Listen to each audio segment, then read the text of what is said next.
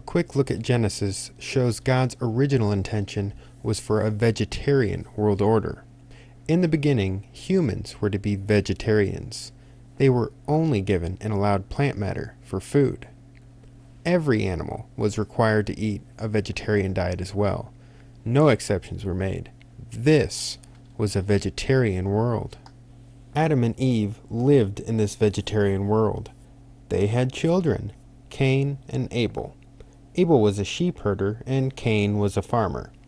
Cain comes up with the idea of offering some of his harvest to God, maybe in an attempt to get God's attention. Now Abel decides to copy Cain and do the same, except he kills an animal for his sacrifice. The Bible says the Lord had regard for Abel and his offering, but not for Cain's. This almost appears to suggest that God was happy Abel murdered a part of his creation and then offered it to him. Looking at the Hebrew in Strong's Concordance, we can see this word regard means to gaze or look upon, and in some instances it can mean to look at in bewilderment and dismay. God was not interested in sacrifices of any sort, so Cain's harmless offering of plant matter did not really catch his attention. But Abel follows suit, doing so in a revolting manner. Abel committed the first murder and offered it to God. Now this caught God's attention. When we rework these verses with the Hebrew, in better context with the story, we read exactly that. Cain was not mad that God liked Abel's animal sacrifice, for if this was the case, Cain would simply have killed an animal and offered it to God to gain his favor. But that's not what he did. That was not the situation. Cain was appalled at the first murder that Abel committed, and he did not want this to continue. Now God counseled Cain, knowing what was in his heart.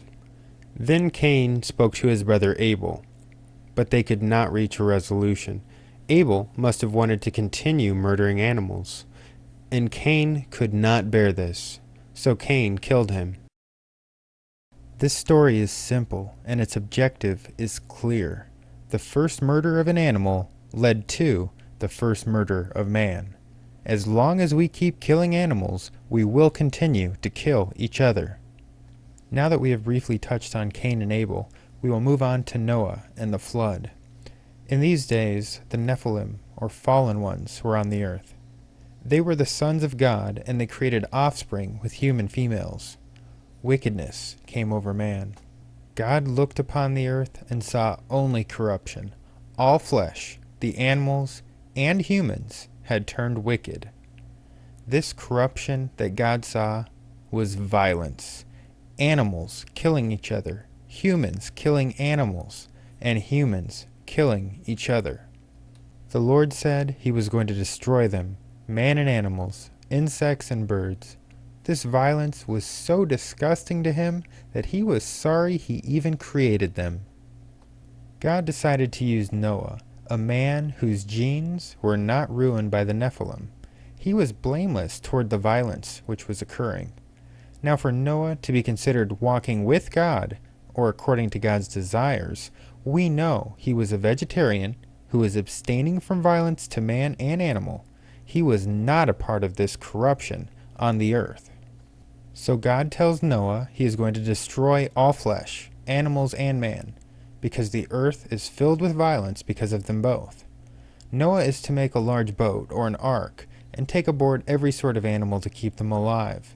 Now there are two sets of seemingly contradictory instructions that Noah is given. In the first set of instructions, God tells Noah he is to take 2 of every sort of animal aboard the ark. And in the second set of instructions, the Lord tells Noah he is to take 7 pairs of clean animals and a pair of the unclean.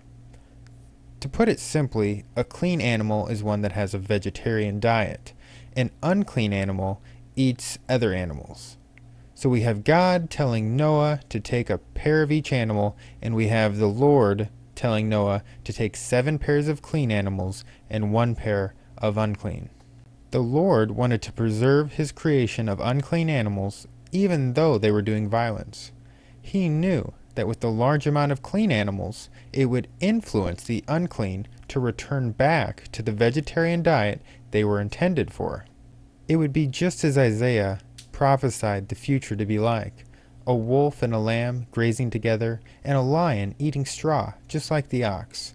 There would be no more violence or hurting or destruction. But there was just one problem.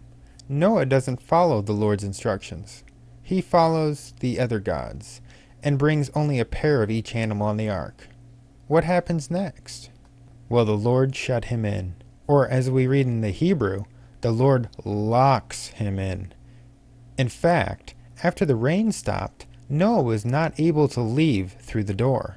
He had to take apart the covering of the ark to get out.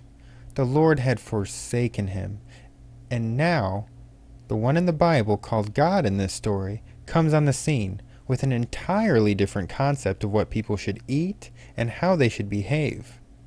Now, man can hurt and destroy all of creation, for they have been delivered into his hand. And man can kill each other for blood vengeance sake. Does this make any sense? God just wiped out man and animals because they were killing each other, and now he's saying, kill each other? Now, if we remember the story of Cain and Abel, that God lets Cain go after he murders his brother Abel. He even promises Cain protection if anyone sought vengeance on him. We have a new God on the scene, a bloodthirsty God. Keep reading the Old Testament for yourself to see. This God will take the most disgusting acts and make them the societal norm. Look around you. Chances are you are contributing to violence by partaking in a flesh diet. Do not be deceived by this false God. He is an enemy to our true Father, and what a deceiver he is.